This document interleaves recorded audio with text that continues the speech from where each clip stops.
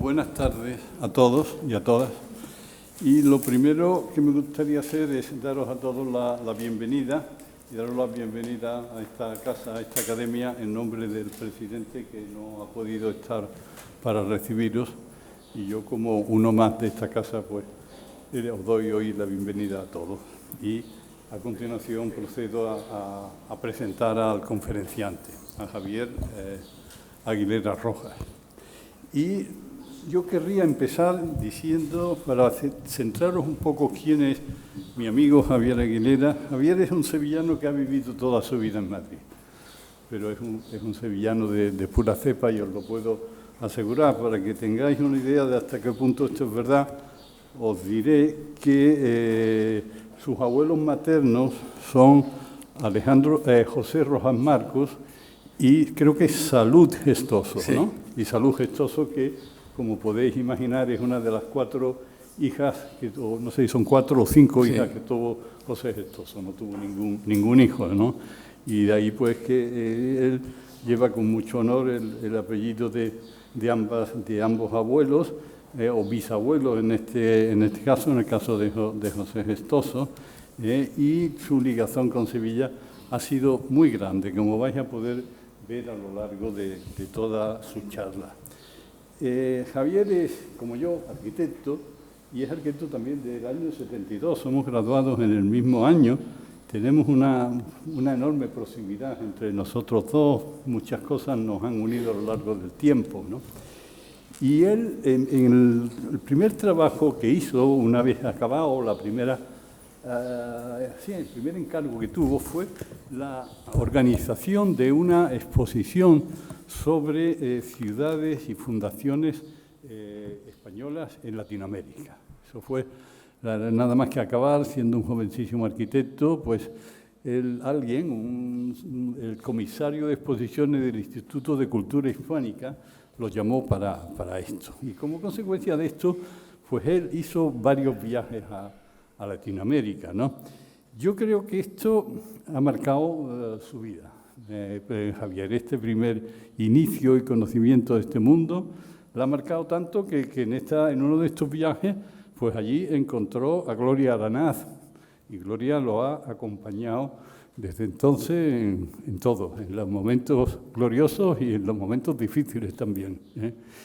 Y a continuación, Javier ha hecho una carrera que yo tengo delante, su currículum, que no lo voy a leer, pero sí voy a destacar en qué ha trabajado él o cuáles han sido sus principales trabajos. Él ha sido, por un lado, funcionario público. Inmediatamente, a los pocos años de graduarse, sacó las oposiciones y fue funcionario público del Estado. Posteriormente ha pasado a la Comunidad de Madrid. En la Comunidad de Madrid volvimos a coincidir.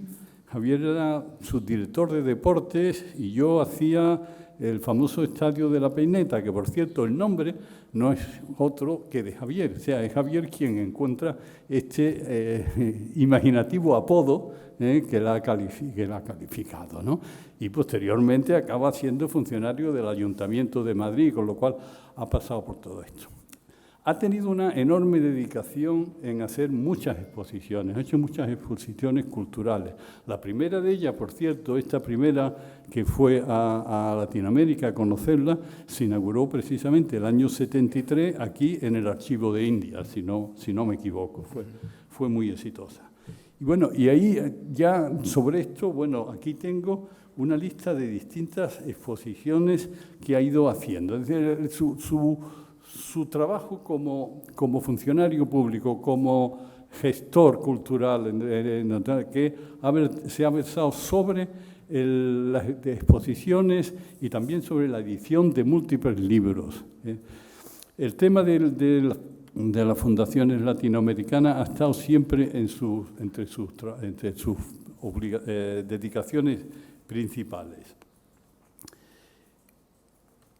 Esta labor, y después ha continuado trabajando en defensa del patrimonio. Es otra de sus ocupaciones que ha hecho dentro de la administración. Ha trabajado participó en la recuperación del cuartel del Conde Duque en Madrid, que conoceréis, ¿no? Y para colmo, Javier también es pintor. No sé si hoy nos deleitará enseñándonos algunas de sus obras. Es un pintor hopperiano, algo así, que hace figuración muy intencionada, ¿no? Entonces, cuando yo voy viendo ya para terminar la presentación, yo veo a Javier y digo, bueno, verdaderamente Javier es la figura del académico correspondiente puro que deberíamos tener. Es decir, es una persona dedicada a las bellas artes, que tiene conexión con las bellas artes, que no vive en la ciudad de Sevilla, como es normalmente la situación de los académicos, y este discurso, si nos hubiéramos dado cuenta, podría haber sido Pero bueno, esto no ha sido así, pero podrá ser en algún momento. Y yo, bueno, sin más, ya os dejo con Javier que haga su intervención de hoy. Gracias. Bueno, buenas tardes a todos. Quisiera agradecer al presidente de la Real Academia de Bellas Artes de Santa Isabel de Hungría, don Juan Miguel González Gómez, al secretario de la Academia, Fernando Fernández, y al académico y amigo Alfonso Pleguezuelo, y a todos los académicos que han tenido la gentileza de invitarme para hablar aquí de las ciudades hispanoamericanas. Y cómo no voy a agradecer a Antonio Cruz las palabras que me ha dedicado, que me han llenado de emoción y de cercanía. Te agradezco mucho, Antonio, estas palabras tan cercanas que me has hecho llegar y que te puedo decir que me emocionan sinceramente. Bueno, quisiera también agradecer la presencia de tantos amigos y familiares que veo por aquí y que me hacen sentirme bien para dirigirme a vosotros explicando estas cosas de las ciudades hispanoamericanas. Bueno, quisiera empezar con esta imagen de un extraordinario cuadro de Joaquín Sorolla. Se trata de mi bisabuelo materno, José Gestoso y Pérez, que tanto hizo por Sevilla. Es un honor para mí estar en esta academia en la que José Gestoso fue su secretario creo que durante 20 años. Un recuerdo especial para él y para toda la familia de Gestoso que hoy me acompaña en esta conferencia. Muchas de las imágenes y de los planos históricos que van a ver corresponden a instituciones españolas como el Museo Naval, los servicios históricos y geográficos del Ejército, la Biblioteca Nacional en Madrid, y especialmente de los extraordinarios fondos del Archivo General de Indias de Sevilla. Otras imágenes me las he permitido tomarlas de una serie de trabajos de arquitectos e historiadores de diversos países, como son Ramón Gutiérrez y Jorge Enrique Jardoy de Argentina, Graciano Gasparini de Venezuela o Fernando Terán, Artigas, Patón y Mina de Madrid, entre otros muchos. Bueno, pues espero que les pueda interesar lo que les voy a contar. En un mundo globalizado, lo que es específico marca la diferencia sobre la homogeneidad. Con las ciudades fundadas por los españoles en América pasa justo lo contrario. Su valor está en la universalidad, en su capacidad de ser iguales en lugares y épocas diferentes en todo un continente. Posiblemente la más grande empresa de creación de ciudades llevada a cabo por un pueblo, por una nación o por un imperio en toda la historia fue la desarrollada por España en América, que llenó un continente de ciudades trazadas de acuerdo con un modelo, con una concepción homogénea, no igualada por ninguna otra metrópoli. Esta forma clara y geométrica de los trazados urbanos de las nuevas fundaciones americanas, como vemos aquí en el caso de la ciudad de Caracas, contrastan con la intrincada y sinuosa forma de muchas de las ciudades de las que provenían estos pobladores de América. Sevilla, por ejemplo, como vemos aquí, veis claramente la diferencia entre unas ciudades y otras. La fisonomía urbana de todo el continente América está caracterizada por el orden y la regularidad de la organización básica de las ciudades fundadas por los españoles. Pero bien, vayamos un poco al principio de todo esto. Les voy a enseñar el dibujo de una línea. Esta alargada y quebrada línea es el primer mapa de América. Lo realizó Cristóbal Colón en el año 1492. Podríamos decir que quizá a su condición de un extraordinario navegante se le añade también la de un gran cartógrafo. Corresponde a la isla de Santo Domingo, que Cristóbal Colón llamó la Española. Es impresionante la minuciosa la diferencia, no la diferencia, sino la similitud que hay entre el trazado realizado por Colón y la actual isla de Santo Domingo.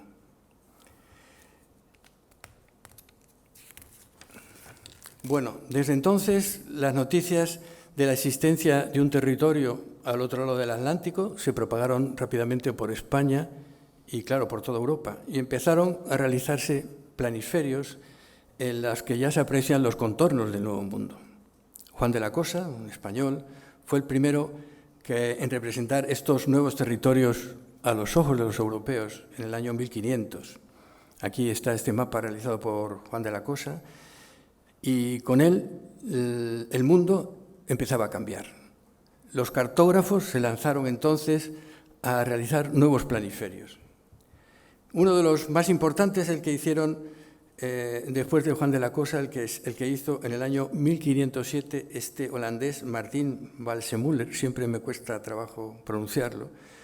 Para realizar el planiferio, Valsemuller se apoyó en las noticias de un florentino, Américo Vespucio, que había tenido a su alcance muchos datos sobre los nuevos territorios. Por eso, el mapa del Mundus Novus, que aparece en ese mapa, aparece un retrato de Américo Vespucio, como vemos aquí, de este florentino. Y quizá por eso, en este mapa también aparece, en la parte inferior izquierda, en ese recuadro, como ahora veremos, tímidamente y por primera vez, el nombre de un continente, América. Sí, América, un continente, no un país, convirtiendo el nombre de Américo en femenino, como el de otros continentes, Asia, África, Europa. Aquí vemos ese planito ampliado de América, cuando aparece el nombre de América por primera vez, como les decía. De la representación del mundo mediante planisferios o mapas grabados sobre madera o dibujados sobre papel, hoy hay una nueva manera de ver el mundo desde el espacio, que nos permite una visión diferente del espacio. Veamos cuáles son las características de este continente. América es inmensa comparada con Europa, con España y con el resto de las naciones europeas, de donde procedían los nuevos pobladores de este continente. La superficie del continente americano es de 42 millones de kilómetros cuadrados, 84 veces España. Y solo Sudamérica tiene una extensión de 18 millones de kilómetros, enorme comparada con Europa. Como explica el profesor sevillano de la Universidad de Sevilla, Morales Padrón, es muy difícil comprender América sin tener en cuenta sus dimensiones. El examen de un mapa o de una imagen desde el espacio solamente, aisladamente, es engañoso porque la mente europea encierra unas dimensiones, unas medidas que no sirven y son incapaces de evidenciarnos, por ejemplo, ante este mapa, que Brasil es mayor que los Estados Unidos de Norteamérica y la Europa del Este juntas. Veamos algunos ejemplos. Aquí está representada en amarillo la cordillera de los Andes, 7.000 kilómetros de longitud, 4.000 metros de altura media. En la Aconcagua, el pico más alto tiene 6.900 metros. Es inmensa comparada con los pequeños Pirineos que se ven ahí en rojo. Como veis, las dimensiones son gigantescas. El Amazonas, con una anchura en su desembocadura de 240 kilómetros y de 6.500 kilómetros de longitud, es navegable en una distancia equivalente a la que hay entre Nueva York y Los Ángeles. Su caudal, que vemos aquí representado en estos cubos, es de 180.000 metros por segundo, que comparada con el Ebro que vemos ahí arriba representado, el Ebro tiene solo 900 metros cúbicos por segundo. Como ven, las diferencias son gigantescas. Algunas distancias nos permiten también tener una idea de lo que estamos hablando. Si la distancia entre México y Buenos Aires, que son dos ciudades americanas, que nos parecen cercanas, es la misma que hay entre Lisboa y Ciudad del Cabo o la misma que hay entre Londres y Nueva Delhi. Por otra parte, en América hay un marco natural extenso y muy diverso. Una selva, los españoles se enfrentan al llegar al continente americano en un medio físico, en muchos casos, totalmente distinto a los que estaban acostumbrados a vivir, como estos manglares de la costa sudamericana, o como este del Orinoco, con esos singulares picos que vemos en este cuadro, los llamados tepuis, que se levantan a 1.500 metros de altura sobre la gran sabana venezolana, o como las inmensas moles de la cordillera andina, que nada tienen que ver con las tierras castellanas, andaluzas o extremeñas de las que procedían los nuevos pobladores. La vegetación americana, desde las selvas tropicales, con su exuberante vegetación, hasta los áridos desiertos de la puna andina o de las mesetas mexicanas, eran paisajes desconocidos para estos nuevos pobladores, que llegaron a las tupidas selvas americanas con caudalosos ríos y con desiertos inmensos, y que contemplaron las playas de transparentes azules del Caribe, o que contemplaron las decenas de amenazantes volcanes, más de 50 solo en Centroamérica. Pero no solamente es el tamaño de la escala diferente a la europea lo que hace tan distintas estas tierras americanas, sino la enorme variedad de caracteres geográficos que hacen a este continente de un nuevo mundo para los nuevos pobladores. Pero, claro, América es un continente habitado. Bien, veamos, además de un continente de una enorme variedad de caracteres geográficos, los españoles supieron desde el primer momento que los inmensos territorios a los que habían llegado estaban habitados por una serie de pueblos. Al lado de amplios espacios en los que se mantenía un cierto estado de nomadismo, de cultivos de subsistencia, se encontraron otros lugares que se daban condiciones muy diferentes, de organización política y económica y de elevados niveles de cultura. Fue el caso de los aztecas o los mayas o los incas, con gobiernos centralizados, respaldados por importantes aparatos militares y una estructurada organización social heredera de anteriores culturas. Pero bien, pasemos a otra situación. ¿Cómo eran las ciudades que fundaron los españoles este nuevo territorio? Un trazado geométrico, a regla y cordel, de calles rectas y manzanas cuadradas con plaza central, como vemos en esta maqueta de Caracas o como podemos contemplar también en esta fotografía aérea de la ciudad de Antigua Guatemala. La plaza es el punto central del armazón de toda la ciudad. Este dibujito viene a representar que alrededor de la plaza estaban los edificios más importantes, la catedral, el cabildo, ayuntamiento, las casas reales, los edificios de gobierno. Y de tal manera, como vemos aquí, son unas imágenes que corresponden a la ciudad antigua. Este es el ayuntamiento, estas son las casas reales o del gobierno de la nación, y esta es la catedral. Esta imagen se va a repetir a lo largo de todo el continente en las ciudades hispanoamericanas. Bien, en el proceso de fundación de las ciudades, como explica el historiador francés Pierre Lavedan, da desde el principio testimonio de un urbanismo consciente, como bien reflejan muchos de los planos de la fundación de ciudades, como es este de la ciudad de Mendoza, en Argentina. La ciudad no es para los españoles solo un modelo formal, sino que constituye un sistema de ocupación y control del territorio y facilita la convivencia, posibilita la convivencia, dando lugar a una cierta manera de establecerse, una manera urbana. Las ciudades son desde el primer momento las protagonistas de la historia de la América española. La operación de poblar no se hace por casualidad. Para los españoles la urbanización es una meta deseable en sí misma y la ciudad cumple un papel clave.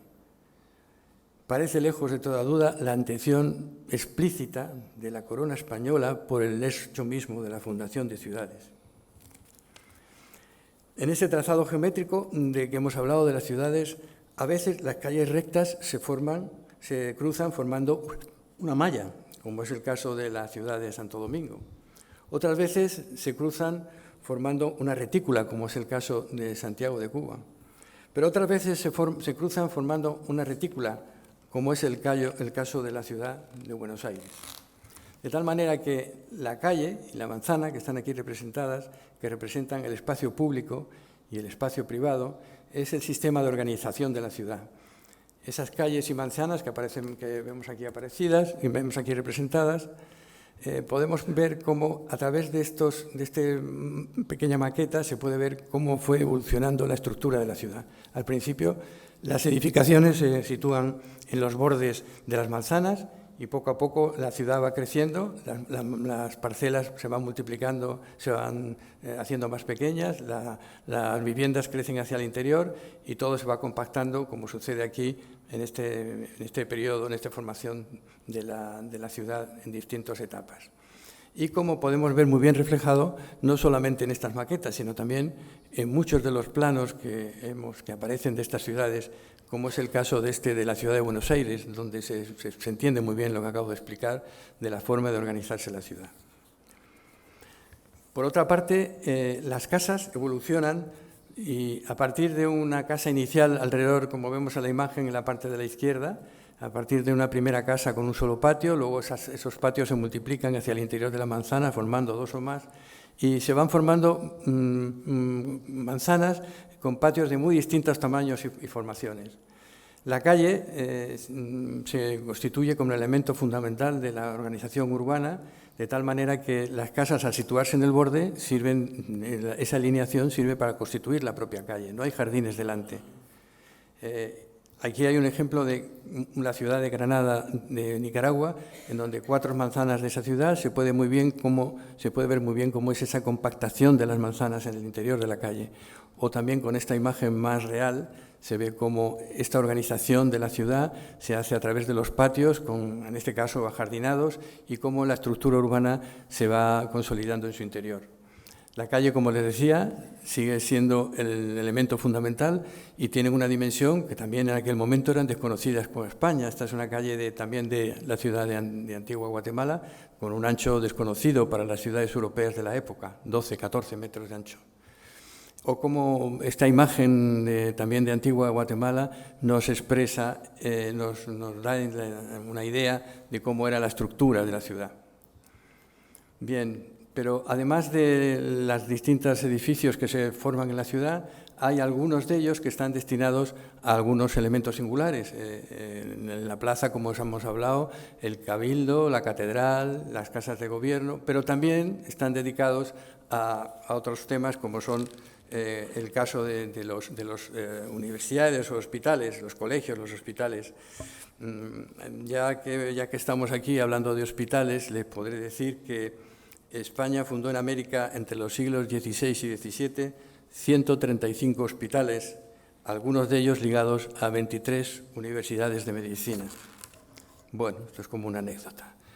Pero, en fin, veamos cuál es, de esto que venimos hablando, cuál es el corazón de la ciudad. Si lo que hemos llamado de una manera generalizadora la cuadrícula es el soporte básico, formal, sobre el que se encuentra la estructura de la ciudad, la plaza es el elemento que viene a dar un carácter específico al modelo urbano. La Plaza Mayor, como vemos en este curioso plano de la ciudad de Sucre, con un dibujo muy esquemático, muy elemental, pero con manzanas cuadradas, con la plaza en el centro, y que representa de alguna manera esta idea del que hemos venido hablando de la ciudad. O también, como este otro plano de la ciudad de Caracas, en donde la Plaza Mayor es el centro de la ciudad, el cruce de los caminos principales y el elemento central de todo el conjunto. Esta plaza se convierte en el corazón de la ciudad, como expresión del espíritu urbano que anima a los nuevos pobladores de América, como vemos en este interesante cuadro de la construcción de la Catedral de Antigua Guatemala, donde se ve un enorme ajetreo en la plaza de todo tipo, de tal manera, como vemos otros también cuadros de otras plazas hispanoamericanas, de Cuzco. Alrededor de la plaza se articulan todas las funciones de la ciudad y en ellas se desarrollan las actividades más sobresalientes, ya sean de carácter militar, religioso, mercantil o político. La plaza no es solo un mercado, sino también es un centro de intercambio y de convivencia. A su condición de centro de actividades se une su condición de centro simbólico. Ese es un plano de la Plaza Mayor de México, y en ella se sitúan, como ya les he indicado, los edificios más importantes. También, esta es una fotografía aérea de la Plaza de México en la actualidad, donde se ve la enormidad de esa plaza y cómo ese espacio vacío se convierte en un elemento fundamental dentro de la ciudad. La Plaza Mayor americana se concibe como un gran vacío dentro del conjunto urbano. Su carácter queda definido no solo por las características de los edificios que la bordean, sino también por la actividad que en su interior se relaciona. La celebración de los mercados, como decía, las paradas militares o incluso los actos religiosos dan sentido a esta gran explanada. Este es un precioso plano acuarela de Santa Fe de Bogotá con su Plaza Mayor, y ahora veremos, si me permiten, que haga una incursión a la actualidad, porque esta Plaza Mayor de Bogotá, en esta Plaza Mayor, sigue latiendo el pulso de la ciudad, como vemos en estas cuantiosas manifestaciones. Bien, pasemos a otro capítulo. Las ciudades fundadas por los españoles en América, inicialmente ocupadas por pobladores españoles, pero pronto fueron ocupadas por una población mayoritariamente mestiza. A diferencia de los anglosajones, los españoles no eluden el mestizaje, que está presente en una manera de entender la ciudad. Estas ciudades terminan estando abiertas a todos. Pero también puede decirse que en general la ciudad hispanoamericana es una ciudad abierta en sus límites. Esto es un plano de la ciudad de Buenos Aires. Sus calles pueden prolongarse indefinidamente y no hay separación entre la ciudad y el campo. El entorno, como explica el arquitecto Ramón Gutiérrez, se introduce dentro de las poblaciones y el límite se desdibuja sin marcar solución de continuidad.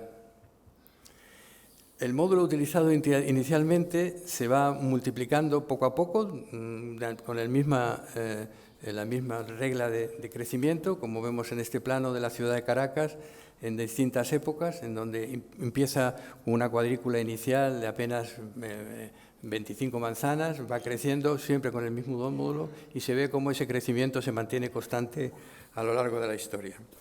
De tal manera que la retícula fundacional se va ampliando poco a poco. Esta manera de asentarse sobre el territorio contrasta con los primeros asentamientos realizados en la América anglosajona en el siglo XVII, con un sistema global de asentamientos de carácter disperso que llevó a un desarrollo de una forma de vida rural en detrimento de la urbana.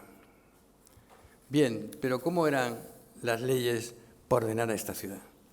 Este es un nuevo apartado de lo que estoy contando. El modelo teórico basado en la cuadrícula con la plaza central tuvo en las ciudades americanas de fundación española una aplicación extensa y numerosa a lo largo del siglo XVI. Creo que se puede decir que esa voluntad de la corona española por urbanizar de manera sistemática se adelantó a la planificación urbana de los estados modernos. El modelo urbano se desarrolla a partir de varias cuestiones. Primero, de un conjunto de conocimientos que de alguna manera adquiridos, que formaban parte del bagaje cultural de la época. Por otra parte, de la sencillez de los postulados que tenían estas ordenaciones de este urbanismo. Por otro lado, de la aplicación de una normativa dispersa que había ido apareciendo en las disposiciones de la corona española. También por la experiencia que fueron teniendo con las primeras poblaciones. Y también, desde luego, con una gran importancia por las corrientes culturales y científicas del Renacimiento que entonces ya invadían toda Europa. Seguramente la ordenanza más conocida y la más importante fue una dictada por Felipe II en el año 1573. Aquí a la izquierda aparece el título que se le daba a la ordenanza, que dice «El orden que se ha de tener en descubrir y poblar». Fueron las ordenanzas de descubrimiento y nueva población. Pero es interesante lo que aparece en alguna parte de de la ley, que dice, se haga la planta del lugar con calles y solares a cordel y regla, comenzando desde la Plaza Mayor, dejando tanto compás abierto para que la población pueda proseguir siempre en la misma forma. Ahí hay un texto legislativo que da una idea de la intención que tenían los pobladores de extender la ciudad indefinidamente en todas direcciones. Pero bien, todo este proceso de creación de ciudades tiene un origen, tiene unos largos antecedentes que se adentran en la lejanía de la historia europea. Ya los griegos realizaron algunas ciudades con trazados regulares, como es el caso de Mileto en Grecia o de Olinta en Croacia, y también los romanos con los famosos cardos decumanos romanos, que fundaron muchas ciudades en España. He traído aquí algunas, como el caso de Tingat en el norte de África o de Turín en Italia, que pueden ser representativas. O también esta técnica urbana de los castros urbanos influyó posiblemente en la creación de algunos trazados regulares de algunas ciudades ya españolas, como es el caso de Briviesca, otras del Levante español, como es el caso de Villarreal, o también las de Jaime II de Mallorca, que se realizaron las Pueblas de Mallorca, mallorquinas, hacia el año 1300. Esta tradición de ciudades regulares se prolonga también en la zona andaluza y aparece este trazado regular en algunas ciudades como Mancha Real y especialmente en Santa Fe de Granada, que se funda por los Reyes Católicos precisamente en 1492. Pero bien, esta tradición de trazado regular de ciudades, valorada por el espíritu renacentista, que invadía Europa al final del siglo XV y que está ligado a las teorías utópicas sobre la ciudad ideal de los tratadistas italianos. Una tradición que está impregnada de una manera de enfrentarse al mundo a los ojos de la razón, con las ideas de orden y regularidad del Renacimiento. El historiador italiano Leonardo Benevolo considera que el modelo de damero, de cuadrícula, adoptado en América por los españoles, deriva de un ideal cultural que en Europa es aplicado solo parcial y ocasionalmente en el campo urbano. El territorio americano, explica Benevolo, fue el campo propicio para aplicación de estas ideas a gran escala. Algunos de los grandes tratadistas del Cinquecento italiano, como aparecen aquí en este cuadro, son los que realizaron estas ciudades ideales de distinta manera, con el intento no de que se hicieran esas ciudades así, sino de trasladarlas con ese orden y regularidad propia de esa época. Si vemos alguno de estos planos de estas ciudades renacentistas que aparecen en el plano de la izquierda y lo comparamos con este otro plano de una fundación española en América, que es la fundación de la ciudad de Mendoza, vemos claramente cómo puede haber habido esta influencia del Renacimiento italiano sobre la fundación de ciudades españolas. Pero bien, por una parte están las ciudades de fundación española, el origen de cuál era su forma, su trazado, pero ¿cómo eran las ciudades de las culturas mesoamericanas y andinas a las que llegaron los españoles?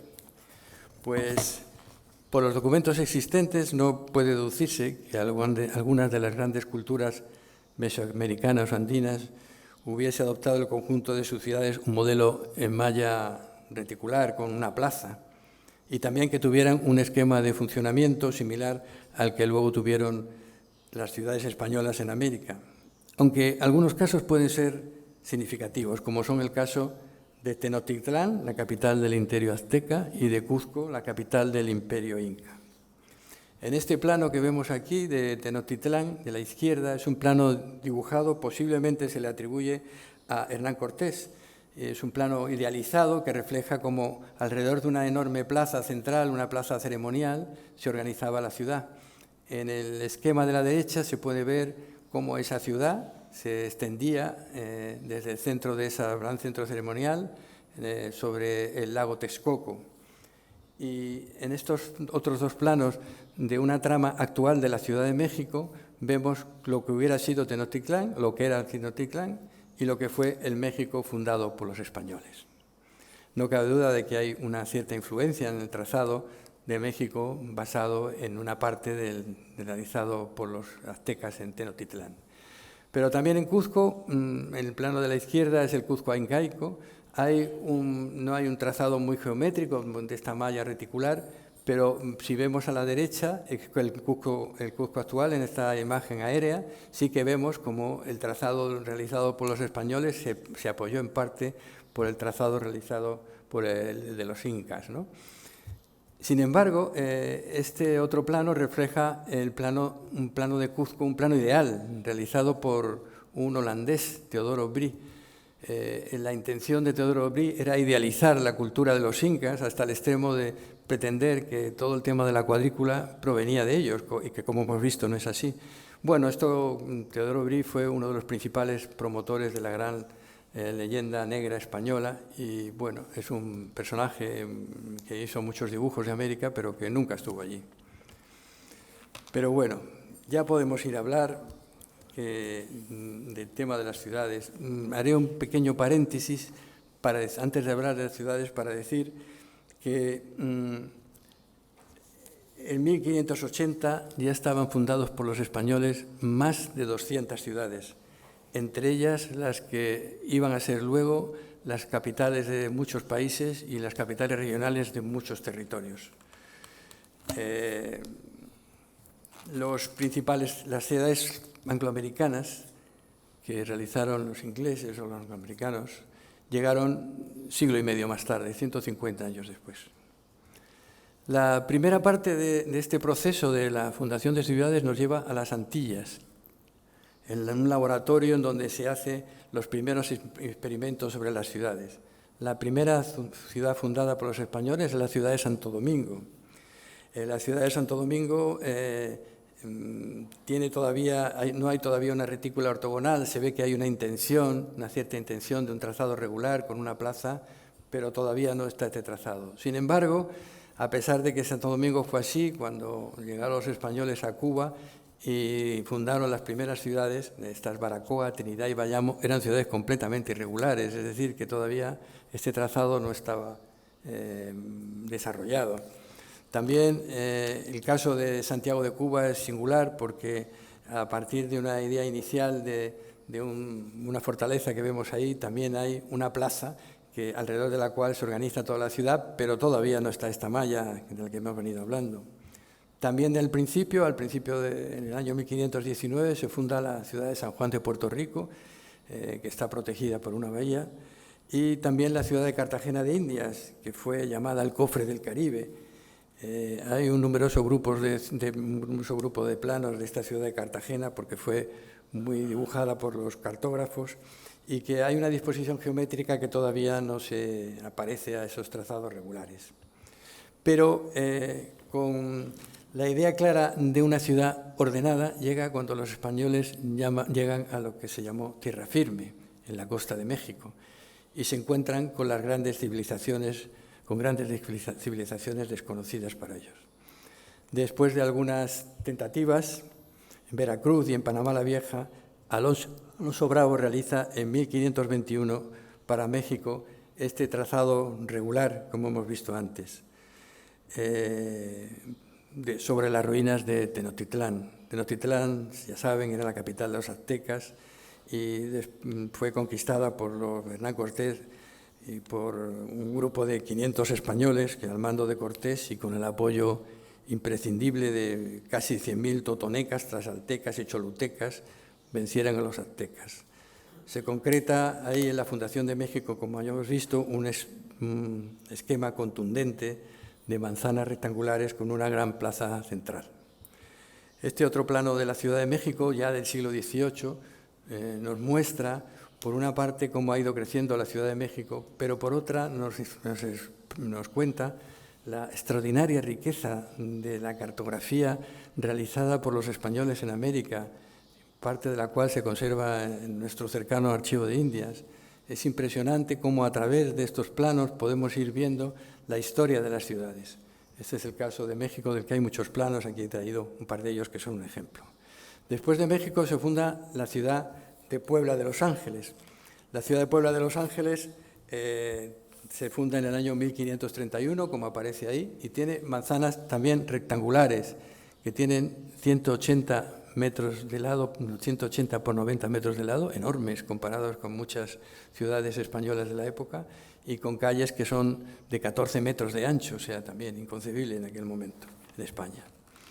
Hay otra ciudad, como es el caso de Oaxaca, también con un trazado ya muy regular, fundado en 1529, o también la ciudad de Guadalajara, en donde ya este trazado de cuadrícula aparece de una manera clara y contundente. Alrededor de la Plaza Mayor, en este detalle del plano, vemos cómo está la propia Plaza Mayor, la catedral, el Real Palacio, la Casa de la Ciudad, que son los elementos fundamentales del conjunto de la ciudad. Pero va a suceder un acontecimiento que va a cambiar completamente la visión de América, y es cuando Vasco Núñez de Balboa, en el año 1513, atraviesa el istmo de lo que hoy se conoce como el Istmo de Panamá y llega a un mar que hay al otro lado del continente, un mar que llamó el Pacífico, que llamó Mar del Sur, perdón, porque lo divisó desde un pequeño cerro que miraba hacia el sur y que luego se conoce con el nombre del Pacífico, ¿no? Esto va a cambiar completamente las relaciones de la corona española y de los españoles con el Nuevo Mundo, porque Panamá va a ser un punto central de este recorrido. Los primeros planos de Panamá es este que aparece aquí, el plano de la derecha, al fondo es el plano original. Me he permitido hacer un pequeño esquema para que se vea cómo era el trazado de la ciudad de Panamá. Bueno, lo que sucede es que en el año 1669, efectivamente, el corsario Henry Morgan ataca la ciudad, la incendia y los pobladores tienen que marcharse y la ciudad queda destruida. Pero vuelve a fundarse y aparece un poco más tarde, años más tarde, y más tarde aparecen estos planos de Panamá que vuelven a mostrar la extraordinaria riqueza de la planimetría. Son dos planos que representan lo mismo, es la misma ciudad. Está en el centro, con la particularidad de que las calles, la manzana central de la plaza, hay calles que salen en las esquinas y en el centro de las manzanas.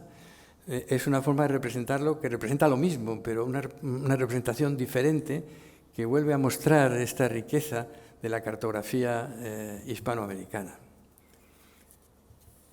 Pero, como decía, con el descubrimiento del Mar del Sur y del establecimiento de Panamá, empiezan a cambiar claramente las relaciones de España con el sur del continente. Posiblemente con la fundación de los Reyes de Lima, de la ciudad de los Reyes de Lima, en Sudamérica, en el año 1534, se concreta definitivamente el modelo y la manzana y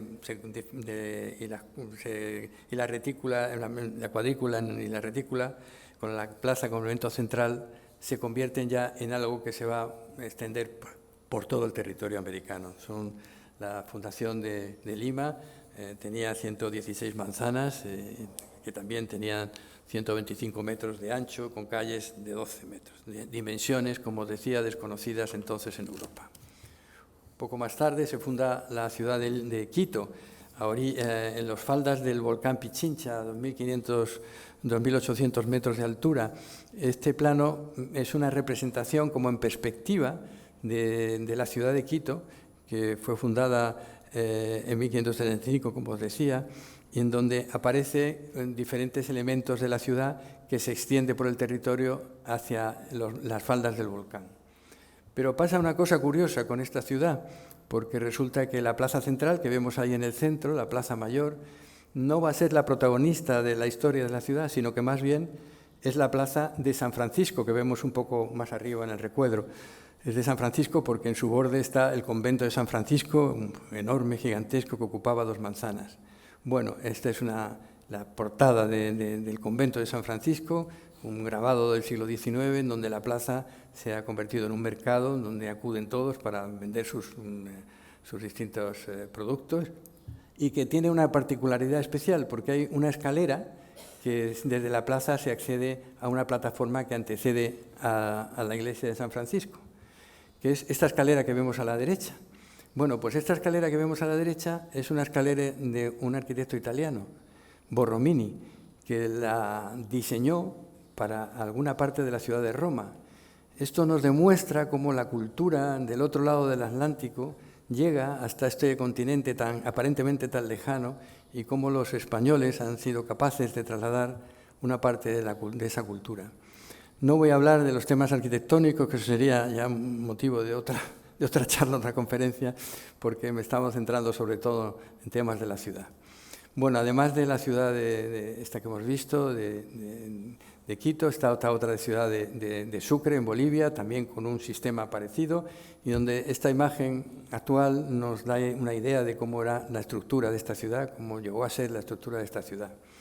También está, un poco más tarde, en 1541, la ciudad de Santiago de Chile, que se desarrolló a partir de un cerro que vemos ahí, de una gran cañada, que hoy se ha convertido en una impresionante alameda que recorre toda la ciudad de Chile. Pero bien, veamos, además de estas ciudades que hemos ido viendo, vamos a ver de estos planos que hemos ido viendo de ciudades, vemos estos otros dos planos que son muy importantes, porque son las actas de fundación de la ciudad. Las actas era una ceremonia mediante la cual la ciudad se establecía en determinado territorio. Fueron de dos ciudades, de San Juan y de Mendoza, en Argentina. En el plano de la izquierda podemos ver más claramente el profundo significado que tenía el acta de fundación, porque no está ya simplemente allí la descripción del acto de fundación realizada por el escribano, sino que también aparecen, por supuesto, los escudos y además aparecen las manzanas de las casas, coloreadas en rosa o rojizo, y también las calles coloreadas en blanco, de tal manera que la ciudad está formada no solamente por esas manzanas que aparecen en el plano de la derecha, también de Mendoza, sino también por las calles. Una idea que explica la importancia de las ciudades, de la fundación, de las actas de fundación, como es este acta de fundación de la ciudad de Santiago de León, de Caracas, en Venezuela, también con estas 24 manzanas alrededor de una plaza central. A veces me alejo del micrófono y se oye un poco peor, pero creo que me estáis oyendo todo el tiempo bien. Bueno, ahora voy a beber un poco de agua, perdona.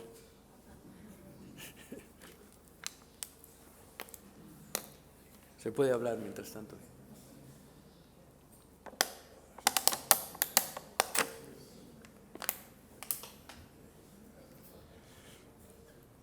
Bueno, pues además de estas ciudades que hemos visto, no voy a extenderme mucho más sobre muchas más ciudades, pero durante todo el siglo XVI esa cuadrícula hispanoamericana se propaga por toda América y aquí aparecen el nombre de muchas de estas ciudades, algunas de estas ciudades que hoy son centros regionales importantes. No voy a nombrarlas: Piura, Cajamarca, Ayacucho, Popayán, Tucumán, Antioquia, Santiago del Estero, muchísimas ciudades. Pero me quiero detener en este otro plano, este plano de la ciudad de Caracas, por el que tengo, y es el plano con el que aparece el título de la exposición al principio, que es un plano de la ciudad de Caracas. Fijaros que hay 16 por 16 manzanas en un cuadrado. Es una forma idealizada de representar la ciudad, un cuadrado de 16 por 16 manzanas. Pero esa forma idealizada se convierte en realidad cuando resulta que cada una de las manzanas está rellenada de diferente manera, dependiendo del grado de ocupación de las manzanas. Esa idealización se ha convertido en una realidad. Pero además, esa cuadrícula se impone sobre el territorio totalmente, de tal manera que esa imposición sobre el territorio, y para explicar que no importa cómo sea el territorio para imponerse, está representada por esos pequeños riachuelos, cañadas que ven ahí, de tal manera que es el cuadrado, la cuadrícula, que superpone sobre el territorio. Y luego además están los colores de los barrios. Son barrios distintos, pero tienen distintos tamaños, proporciones y colores, con una representación que yo creo que es verdaderamente excepcional. No sé si mi relación con Caracas tiene algo que ver con todo esto. Bueno, y luego también quería mostraros este pequeño plano de Buenos Aires, donde aparece Buenos Aires, fundada a orillas del mar, aparece una representación muy idealizada porque está la fortaleza en tamaño muy grande, pero ya está completamente la cuadrícula, y esa representación idealizada o trasladada al dibujo se convierte en este otro plano también de Buenos Aires del siglo XVIII, en donde vemos ya claramente dibujada la ciudad. El trazado, la forma de dibujar las ciudades por los ingenieros militares que entonces llegaron a América es verdaderamente impresionante y muy digno de admirar. Y por último llego a la ciudad de Manila. No es Hispanoamérica, pero ya hablaremos ahora de Manila luego, pero los españoles llegaron al otro lado del Pacífico hasta Asia, y en 1574 se fundó una ciudad, Manila, en unas islas que habían recibido el nombre de un rey, las Filipinas. Bueno, durante el siglo XVIII, durante el siglo XVI y XVII, las ciudades se fueron fundando progresivamente, pero durante el siglo XVII decayó mucho el número de fundaciones, pero en el siglo XVIII hay un nuevo impulso fundacional.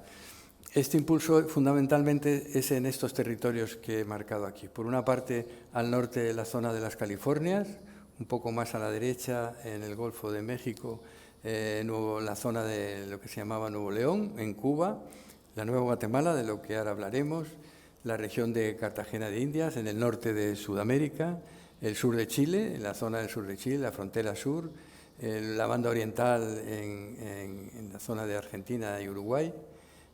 Todas estas zonas fueron donde se realizaron nuevas poblaciones.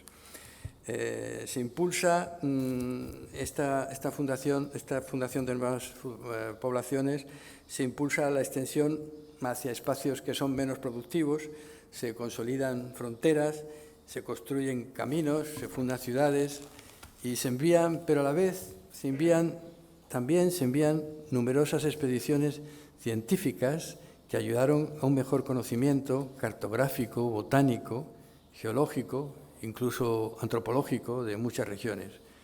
Entre ellas están las expediciones de Jorge Juan y Ulloa, de Celestino Mutis o de Alejandro Malespina. Muy importante este proceso porque no solamente había fundación de ciudades, interés en las ciudades, sino había otros intereses que van más allá del puramente urbanístico.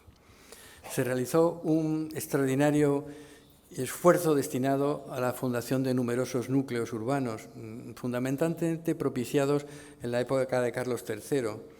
Y ese impulso fue llevado a cabo por los gobernadores locales que recogieron la tradición de la ciudad que hasta entonces se había realizado, pero con algunas variaciones puntuales. Se aplica el mismo esquema formal, sin embargo el tamaño de las manzanas es mayor, con lo que se consigue una mayor densidad urbana. Hay algunas variantes de la Plaza Mayor y algunas calles aparecen ya con cierta jerarquización. Me voy a detener solamente en un par de sitios, algunos sitios de los que hemos hablado, porque si no sería muy extenso. Uno de los casos importantes es el caso de Cuba. Con el cultivo del café y del tabaco se hace necesario la fundación de nuevas poblaciones, muchas de ellas que son de tamaño mediano o pequeño. Voy a poner algunas de ellas para que veamos cómo es este trazado. Es el caso de Jaruco, donde vemos que ese trazado regular sigue manteniéndose, como es este proyecto de ciudad, la ciudad de Manajay en Cuba, tiene un nombre precioso, Manajay, y el plano es extraordinario. Curiosamente, las calles no salen solamente por las esquinas de las manzanas, sino también por el centro de las manzanas que dan en la Plaza Mayor. Hay un cuidado muy especial a todas las cartelas, con un dibujo muy exquisito. Está la escala, hay una descripción de la ciudad muy importante. Otro caso es el caso de Nueva Paz, donde, como ven, la organización de interior de las manzanas están más subdivididas, aunque sigue manteniéndose el esquema general. O en otra zona, es la zona de Chile, en el sur de Chile, aparece este plano de Curiacó. es impresionante, como vemos este plano de Curiacó o este otro de Nueva Concepción. Es que han pasado 200 años y la forma de la ciudad, la intención de hacer ciudades de una determinada manera sigue manteniéndose, porque este plano de Nueva Concepción de 1765 podría ser un plano de una ciudad fundada a mediados del siglo XVI, y sin embargo, ahí está. O como este plano de San Carlos, en donde aparece la flor de lis de los Borbones en el centro, muy, muy interesante porque, de nuevo, en medio de una zona arbolada aparece esta ciudad de San Carlos, en Chile, ya a final del siglo XVIII. Pero otra parte importante es la zona de las Californias.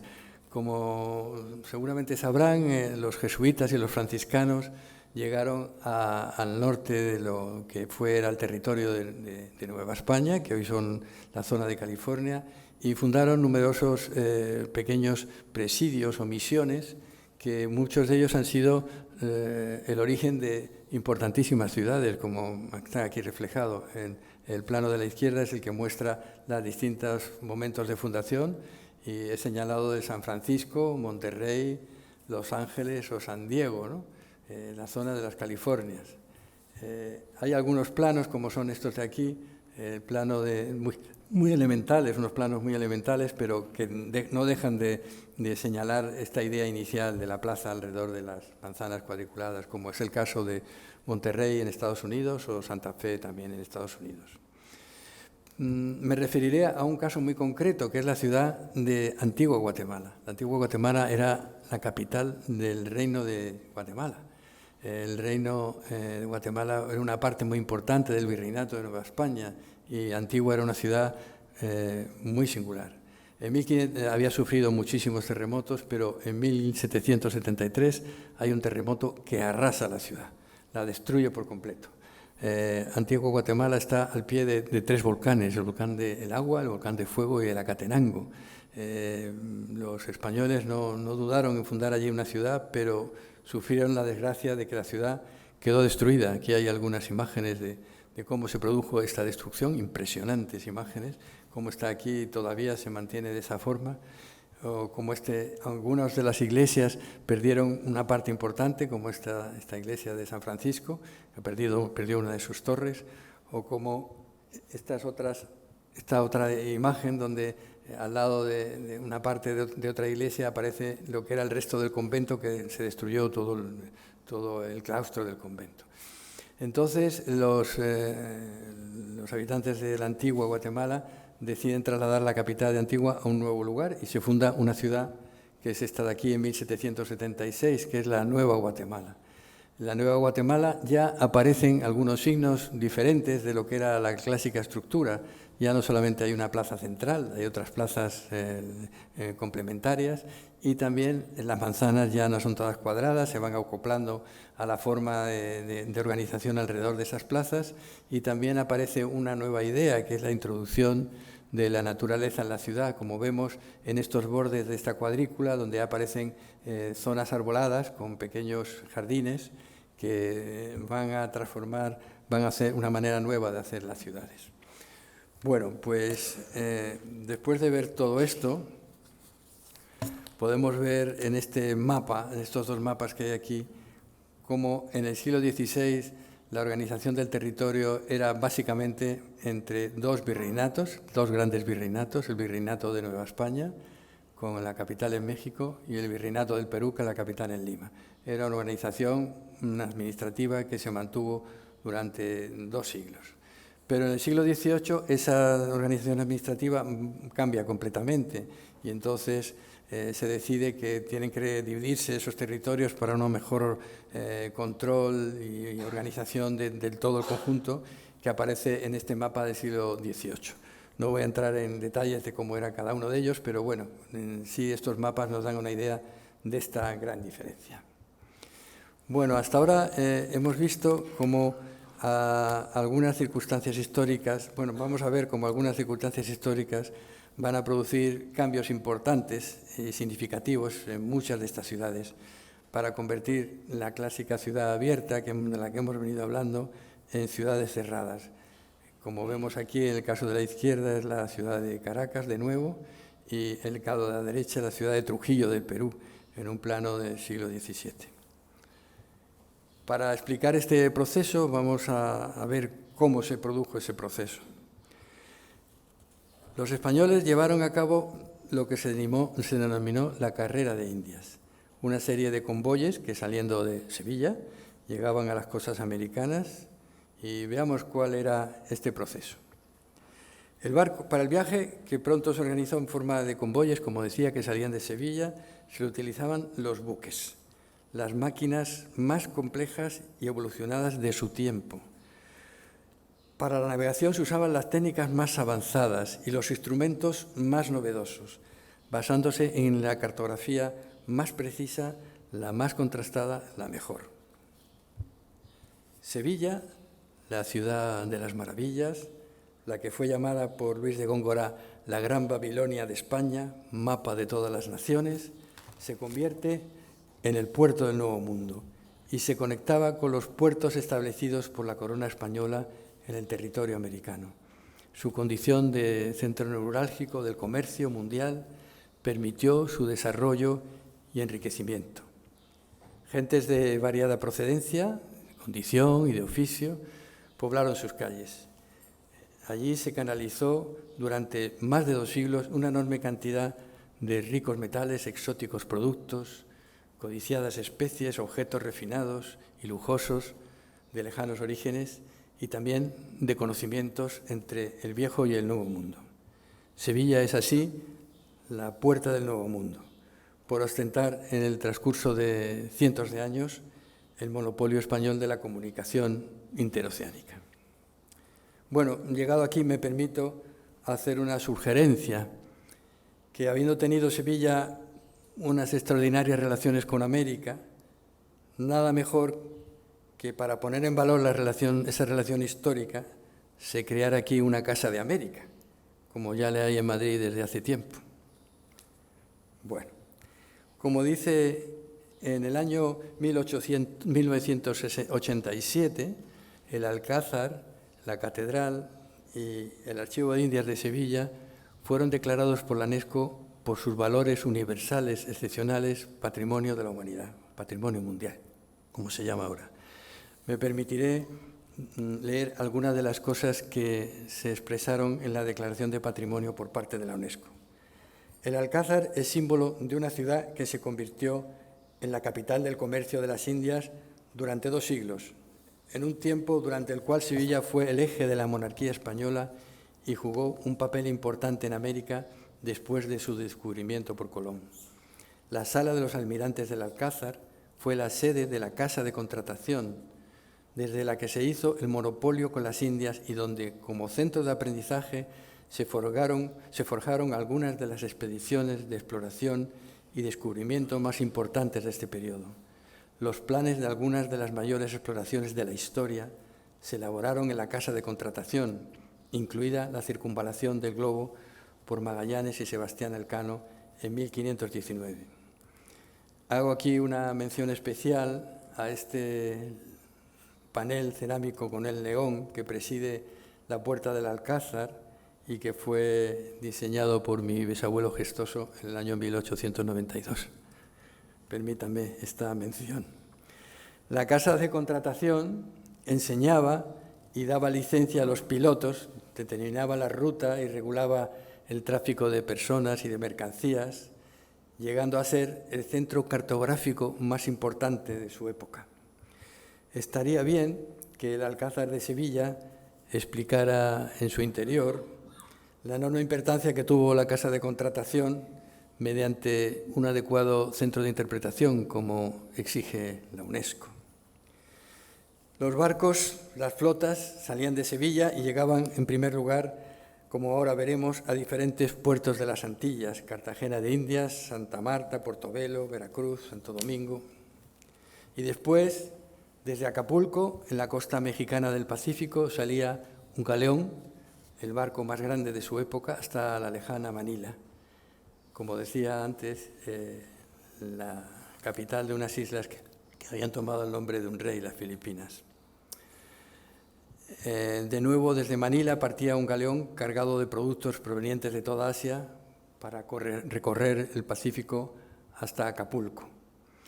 Esa idea de recoger todos los productos asiáticos y concentrarlos en Manila para que salieran desde allí, desde Acapulco se llegaba hasta el continente americano, a la ciudad, desde Manila se llegaba hasta Acapulco, en Nueva España, en lo que era México.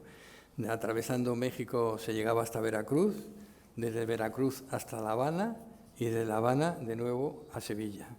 De tal manera que Sevilla se convirtió durante los siglos XVI y XVII en el centro del comercio europeo y en una ciudad opulenta y cosmopolita, la tercera ciudad de Europa, difusora del arte y de la cultura occidental. La potente maquinaria administrativa del Consejo de Indias permitía así mantener este circuito que llegó a ser la mayor ruta transoceánica de su tiempo. Más de 30.000 kilómetros que atravesaban 2 océanos y un continente, Atlántico, Pacífico, América. Entre tierras que se desconocían, el mundo quedó unido. Azar de ida, canela de vuelta. El fluido de mercancías y de personas e ideas que recorría la América española de ciudad y ciudad se derramaba y se abastecía en los extremos, los puertos marítimos. Este circuito de intercambio se realiza a través de unas rutas de navegación que están representadas en este mapa.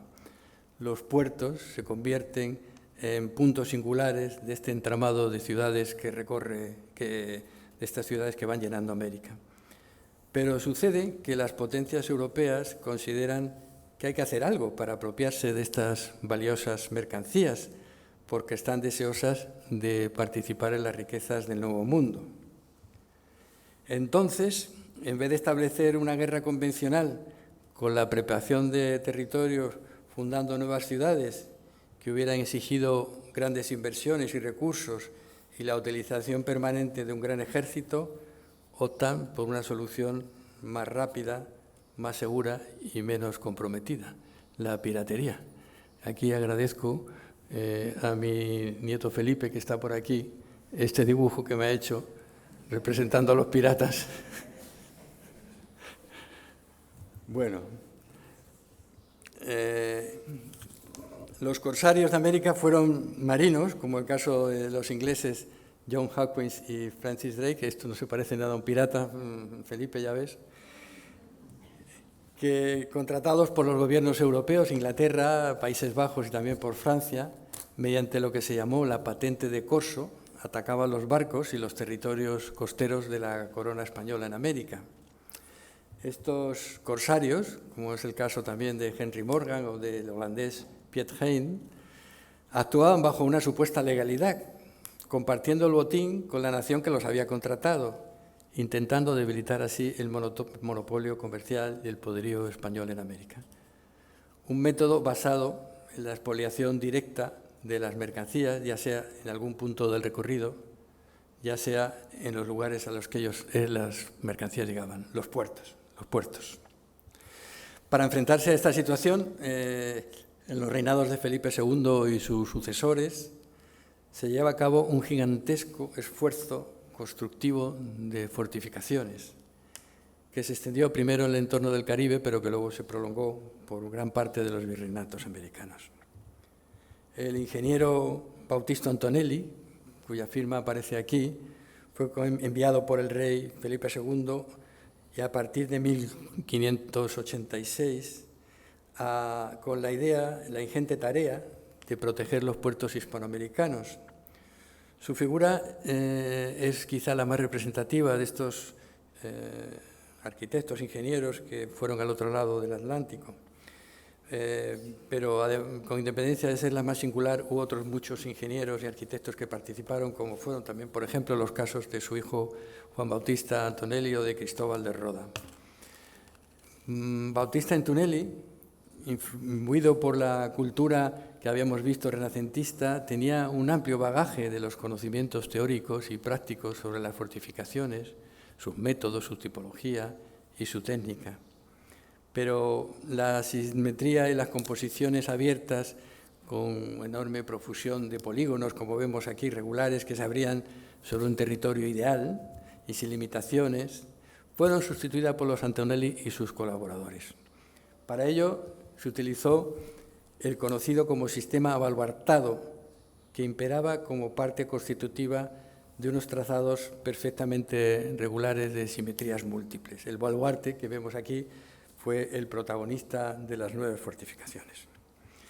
Pero, como sucede en el Morro de La Habana, que vemos aquí, los Antonelli y otros ingenieros, conservando los principios geométricos básicos, convertían aquellas estructuras regulares en estructuras más irregulares. Estas se desarrollaban en sucesivas terrazas que se ajustaban a la forma del terreno disponible, y el resultado, como explicaba el profesor cubano Roberto Segre, fue un conjunto de fortificaciones de marcado carácter orgánico.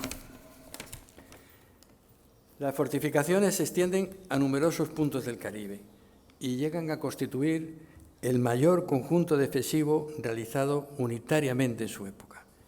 Y bajo esta manera de entender la defensa de las ciudades, de los puertos, se llevan a cabo la fortificación de los puertos más importantes, como es el caso de Cartagena de Indias, llamada el Cofre del Caribe, y el puerto de Nueva Granada, con esta espectacular, una de las fortificaciones fue este espectacular castillo de San Felipe de Garajas, o Veracruz, del puerto atlántico del Virreinato de Nueva España, cuya principal fortaleza, San Juan de Ulúa, que vemos ahí en ese rectángulo, se extendía frente a la costa de Veracruz para protegerla. O como el caso de San Marcos, del castillo de San Marcos en San Agustín de la Florida, que vemos aquí también con este trazado geométrico tan singular, o como es el caso del castillo de Acapulco, de 5 lados, en la costa del Pacífico, o como en el caso de la ciudad de San Francisco de Campeche, Campeche también en la costa del Atlántico, en México, que conserva todavía las murallas de su recinto fortificado, o como también es el caso de San Juan de Puerto Rico, con 2 castillos que están en el extremo de la propia ciudad, que se vuelca más que hacia el mar, hacia la bahía, en la parte inferior. El Castillo del Morro, de San Juan de Puerto Rico, que tiene el mismo nombre que el Morro de La Habana, el Castillo de Santa Catalina en el otro extremo de la ciudad.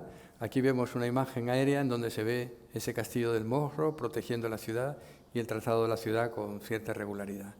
Pero estas fortificaciones llevan también al otro extremo del mundo, hasta las Filipinas, hasta Manila, que también conserva estas murallas como de una forma muy singular.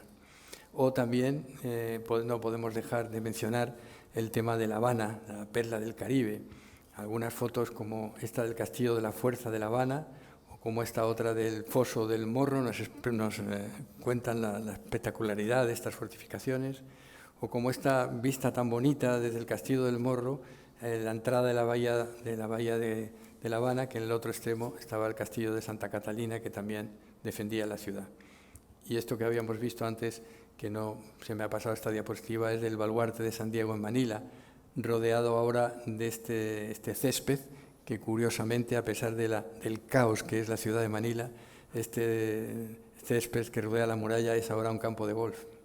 Bueno, en definitiva, las antiguas fortalezas y murallas, como testigos de la historia, se han convertido en la huella firme y contundente del pasado y forman parte de la memoria colectiva de la ciudad. Aquellas ciudades abiertas, estas ciudades fortificadas, se contrastan, como este caso de Veracruz, contrastan con esta otra idea inicial de las ciudades abiertas, como es este caso de la ciudad de Sucre, que se extiende en un territorio sin límites. Pero ambas, las ciudades fortificadas y las ciudades abiertas, la mayoría, las ciudades abiertas, forman un enorme conjunto de ciudades, como decía al principio. Cientos de ciudades que llenaron América bajo un mismo concepto. Una historiadora, Catalina Romero, realizó hace unos años una minuciosa trabajo de recopilación de todas las fundaciones realizadas por los españoles en América, en una lista interminable que aparece aquí. Bueno, hay un par de amigos arquitectos que han conseguido trasladar a unos mapas dónde estaban todas estas ciudades, que se extendían de la Florida a California y de Cuba a México, como vemos aquí representado, también de Puerto Rico a Guatemala o de Santo Domingo a Nicaragua, o de Panamá a Caracas o de Cartagena a Quito, o de Lima a Bogotá, de Guayaquil a Arequipa, de Sucre a Montevideo y de Potosí a Asunción, de Santiago de Chile a Buenos Aires y de Concepción a San Juan. La cuadrícula hispanoamericana, una forma de construir ciudades que caracterizó la urbanización de todo un continente, América.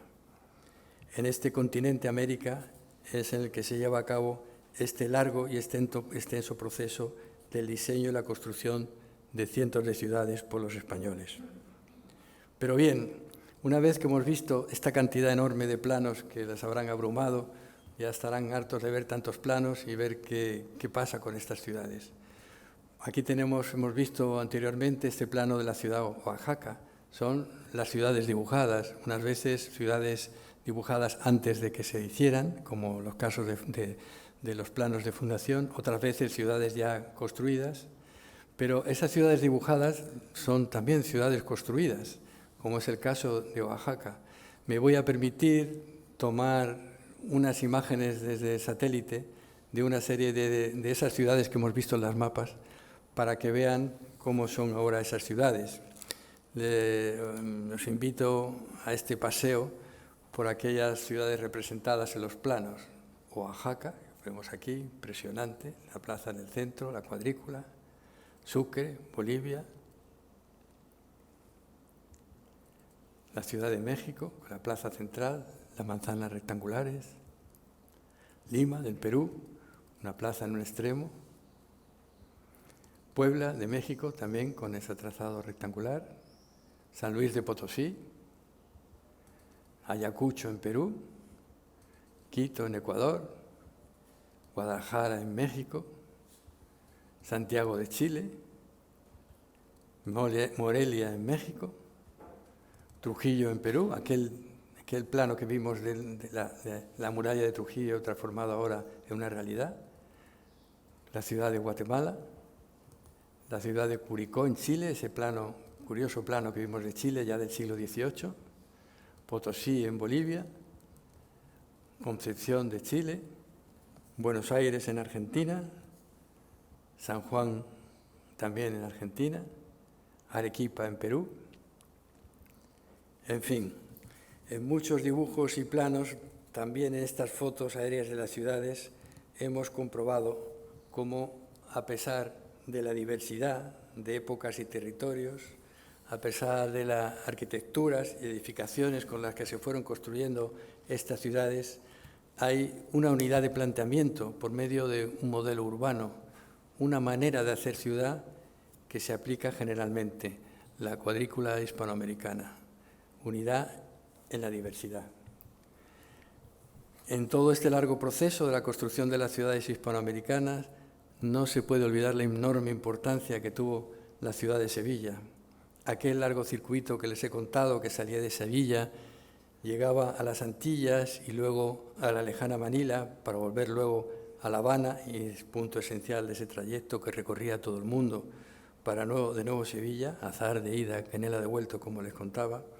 Esa ruta que unía 3 continentes ha quedado reflejada en el cancionero popular de esa habanera cantada por Carlos Cano, que dice: «Viva Sevilla y los barcos que salen para las Antillas, viva Triana y los barcos que vienen desde La Habana». Muchas gracias. De las gracias en nombre de la Academia por esta magnífica conferencia que ha tocado tantísimos temas. Lástima que hay tanto tema que tocar que casi se diría que tendría que haber sido, no sé, que hay tema para un ciclo, hay un tema para hablar de tantas cosas y que has tenido que ir pasando sobre ellas un poco, sobrevolando. Yo sé que te hubiera gustado mucho poder centrarte en distintos puntos, poder hablar con mayor profundidad, pero entendemos que el medio que tenías era este, y la verdad es que hemos disfrutado mucho oyéndote. Nos has dado verdaderamente una magnífica lección y muestra de tu conocimiento, y por ello te quiero agradecer en nombre de la Academia tu presencia aquí y la magnífica conferencia que hoy nos has dado. Muchas gracias, Javier. Muchas gracias a ti.